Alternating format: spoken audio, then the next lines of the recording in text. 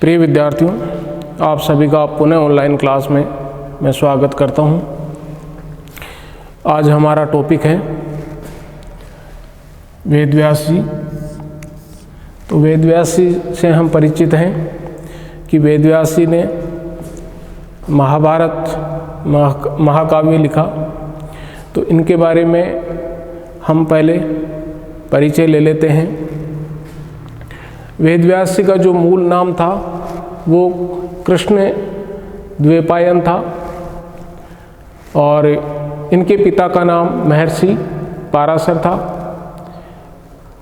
पौराणिक साहित्य में इनको विष्णु, शिव, ब्रह्मा के पुत्र का अवतार कहा गया है।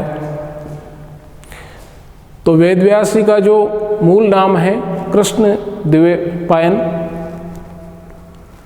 उसके बारे में भी कथा प्रचलित है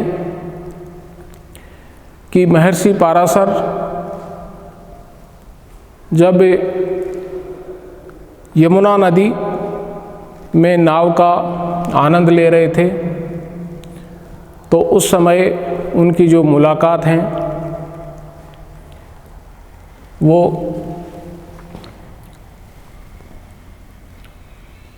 एक महिला से होती है और कहा जाता है कि उस महिला में जो है मछली की गंध आती थी। मछली की गंध आती थी और वो गंध जो है कई मील, कई योजन तक आती थी, इसलिए इनका नाम योजन गंधा भी माना जाता है। और कई दूर दूर तक जो है इनकी गंध आती थी। तो उनसे मुलाकात हुई और उनसे जो है वेदव्यास जी का जन्म हुआ और इसलिए इनको मत्स्य गंधा भी कहा जाता है उनकी पत्नी को, क्योंकि उनमें मछली की जो है जैसी दुर्गंध जो है उनमें आती थी। और इनका नाम जो है, इनकी पत्नी का नाम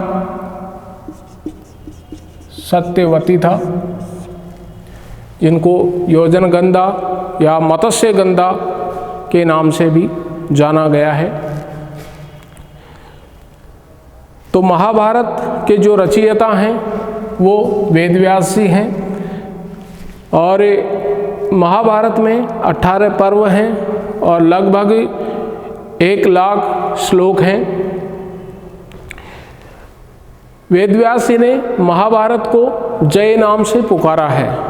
वेदव्यास जी ने महाभारत को जय नाम से पुकारा है और एक ऋषि थे जिन्होंने जय नाम को बदल करके महाभारत कर दिया। उस ऋषि का नाम था शौनक ऋषि। तो शौनक ऋषि ने जय का नाम बदल करके और महाभारत कर दिया। तो महाभारत में हम देखते हैं 3 प्रकार की जो नीतियां हैं वो हैं, एक नियमितवादी, दूसरी प्रज्ञावादी, तीसरी अध्यात्मवादी।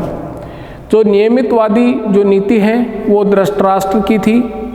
इस नीति के अनुसार धृतराष्ट्र ये मानते थे कि जो भी होता है वो भाग्यवश होता है, भाग्य के अनुसार ही व्यक्ति को मिलता है। तो ये उनकी नीति जो थी वो नियमितवादी नीति कही जाती है।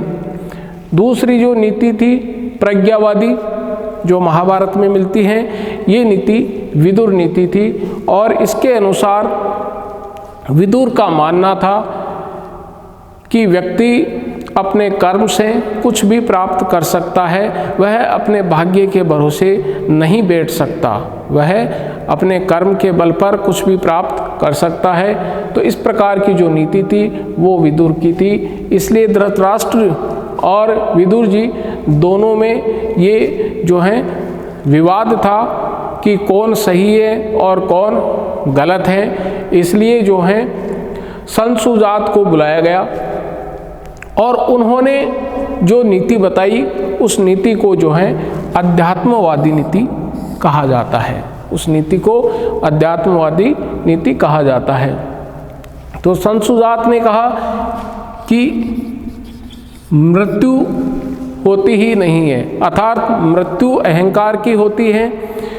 मृत्यु जो है व्यक्ति के अंदर घमंड की होती है, लेकिन मृत्यु नाम का कोई नहीं है, मृत्यु होती ही नहीं है। जिस व्यक्ति के पास में अहंकार आ गया है तो वो उसकी स्वतः ही वो विनाश की ओर चला गया है। तो इस प्रकार की जो दर्शन है वो आध्यात्मवादी हैं। तो 3 प्रकार की जो नीति हैं, 3 प्रकार की जो दृष्टियां हैं, वो प्रज्ञावादी, नियमितवादी और अध्यात्मवादी हमारे को देखने को मिलती हैं। तो महाभारत का जो युद्ध हुआ वो 18 दिन तक चला और इसकी कथा वस्तु के बारे में भी हम बात कर लेते हैं। कथा वस्तु में हम विस्तृत न जाकर के संक्षिप्त बात करते हैं कि धृतराष्ट्र और पांडु 2 भाई थे। धृतराष्ट्र बड़ा भाई था और पांडु जो था छोटा भाई था। धृतराष्ट्र को आंखों से दिखाई नहीं देता था और पांडु जो है स्वस्थ था, इसलिए बड़े भाई को राजा नहीं बनाया गया, जबकि उस समय ज्येष्ठ भ्राता को ही राजा बनाया जाता था। लेकिन धृतराष्ट्र अंधा होने के कारण से उनको राजा नहीं बनाया गया और पांडु राजा बन गए। ये बात जो है धृतराष्ट्र को बहुत ही बुरी लगी, लेकिन व्यवस्था थी उनकी, वो कुछ कर भी नहीं पा रहे थे। समय बदलता है और ऋषि के श्राप के कारण पांडु को वन में जाना पड़ता है और वहाँ श्राप के कारण से उनकी मृत्यु हो जाती है। लेकिन उससे पहले पांडु के जो हैं 5 पुत्र होते हैं, जिनमें युधिष्ठिर हैं, अर्जुन हैं, नकुल हैं, सहदेव हैं, भीम हैं। ये पांडु के 5 पुत्र होते हैं और पांडु की मृत्यु होने के कारण से धृतराष्ट्र शासक बन जाते हैं। धृतराष्ट्र के 100 पुत्र होते हैं। धृतराष्ट्र के 100 पुत्र होते हैं, जिनमें दुर्योधन सबसे बड़ा पुत्र था।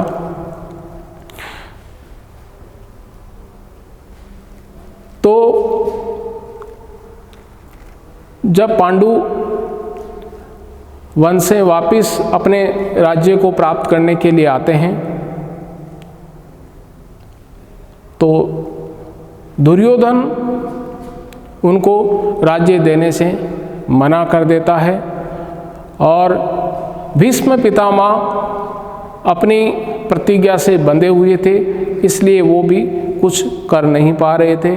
और धृतराष्ट्र जो हैं अपने पुत्र स्नेह में बंधा हुआ था। तो इस प्रकार से कौरव और पांडवों के बीच में अंततः युद्ध होता है। इसमें कृष्ण भगवान ने कौरवों को समझाने का प्रयास किया, लेकिन दुर्योधन नहीं माना और कौरव और पांडवों के बीच में युद्ध होता है, जिसमें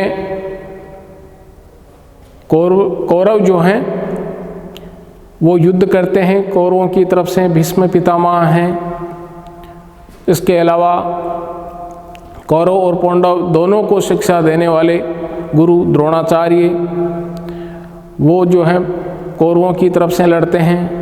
कर्ण जो हैं वो कौरवों की तरफ से लड़ता है और इधर जो हैं 5 पांडव उनके जो रिश्तेदार थे वो युद्ध में शामिल होते हैं और कृष्ण भगवान पांडवों की तरफ से युद्ध में शामिल होते हैं, लेकिन उन्होंने प्रतिज्ञा ले रखी थी कि वह शस्त्र नहीं उठाएंगे, वो केवल अर्जुन के सारथी ही बने रहेंगे। इसलिए कौरवों का जो है पलड़ा भारी था, क्योंकि उसमें भीष्म पितामह, द्रोणाचार्य जैसे वीर योद्धा थे, लेकिन वो एक गलत का साथ दे रहे थे, और दूसरी तरफ जो पांडु थे उनके साथ में कृष्ण भगवान थे, क्योंकि वो धर्म के साथ में थे। तो इस प्रकार से दोनों के बीच में युद्ध होता है, और युद्ध में पांडवों की जीत होती है। इसके साथ ही पांडवों के साथ में दुर्योधन ने छल कपट का सहारा भी लिया था। पहले उनके साथ में जुआ खेला गया था, और उनको जुए के रूप में, क्योंकि जो युधिष्ठिर था उसमें सबसे जो अवगुण था वो ये था कि वो जुआ खेलने के बाद में सब कुछ भूल जाते थे, यानी सब कुछ वो दाव लगा देते थे। तो उन्होंने दाव भी लगाया, अपने सारे भाइयों को दाव में लगा दिया, और उसके बाद में धृतराष्ट्र ने उनको गुलाम से आज़ाद भी कर दिया, लेकिन जो है उनको वनवास भोगना पड़ा। और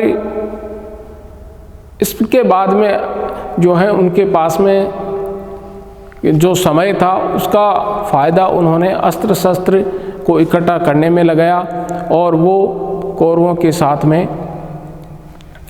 युद्ध करने के लिए तैयार हो गए, और अंत में पांडवों की जीत हो गई। तो इस प्रकार से महाभारत की जो कथा वस्तु हैं, जो मैंने संक्षिप्त में आपको बताई हैं, क्योंकि इसमें जो संपूर्ण जो कथा है उसका हम कुछ समय में बखान नहीं कर सकते, केवल संक्षिप्त जो पात्र हैं उनके बारे में मैंने बात की है। तो यहाँ पर हम संक्षिप्त पात्रों की बात कहें तो एक भीष्म पितामह का जो पात्र आता है वो एक सबसे ओजस्वी, सबसे महान पात्र आता है, लेकिन वो एक अपनी प्रतिज्ञा में बंधे रहने के कारण से वो अपने सिंहासन के साथ में जो है खिलवाड़ नहीं कर सकते थे, क्योंकि उन्होंने प्रतिज्ञा की थी कि वो हस्तिनापुर के सिंहासन के साथ में रहेंगे, उसकी वो रक्षा करते रहेंगे। इसलिए उनको विवश होकर के दुर्योधन का साथ देना पड़ा, उनके पक्ष में युद्ध करना पड़ा। एक पात्र आता है इसमें विदुर। विदुर जो हैं विद्वान और संपूर्ण नीति का वह ज्ञाता था, और इसके साथ ही कहते हैं कि विदुर संत स्वभाव का भी था। तो ये भी जो हमने बात की है अभी इसकी नीति के बारे में, तो विदुर नीति का भी काफ़ी महत्व है। एक पात्र जो है कृष्ण भगवान का आता है, और कृष्ण भगवान ने अर्जुन को जो है गीता में जो उपदेश दिया वो आज भी अपनी जगह बना हुआ है। हम सब जानते हैं गीता के उपदेश को, उसकी महिमा को जानते हैं। तो इस प्रकार से जो पात्र आता है द्रौपदी का, वो भी एक महान पात्र हैं, और उसमें स्त्री की जो महिमा है वो बताई गई है। द्रौपदी में वो सारे गुण बताए गए हैं जो एक स्त्री में होने चाहिए। तो इस प्रकार से जो पात्र हैं वो अपने वीरता को और अपने पांडित्य का बखान करते हैं। महाभारत में जितनी नीतियां हैं वो सारी नीतियां कहीं अन्य जगह नहीं मिल सकती, इसलिए रामायण में जो है मर्यादा हैं तो महाभारत में नीतियां हैं। नीतियों का ज्ञान है कि किस प्रकार से राजा को शासन करना चाहिए, किस प्रकार से राजा को अपनी प्रजा का ध्यान रखना चाहिए। तो ये सारी जो हैं वेदव्यास जी के द्वारा जो रचित ग्रंथ हैं महाभारत, उसमें बताया गया है। तो वेदव्यास जी का जो ये ग्रंथ हैं वो एक महान ग्रंथ हैं और इसकी कथा वस्तु जो हमने संक्षिप्त बताई हैं उसमें सबसे ज़्यादा भागवत गीता का जो है महत्व है। और आज भी जब कोर्ट में शपथ दिलाई जाती है तो गीता को सामने रखा जाता है, अर्थात गीता का महत्व आज भी स्वीकार किया जाता है। तो महाभारत के जो रचयिता हैं वेदव्यास जी की ही ये देन है। तो उन्होंने भारतीय संस्कृति और भारतीय सभ्यता को आज भी जीवित रखा अपनी रचना के आधार पर। तो आज हम यहीं तक बात करते हैं। धन्यवाद।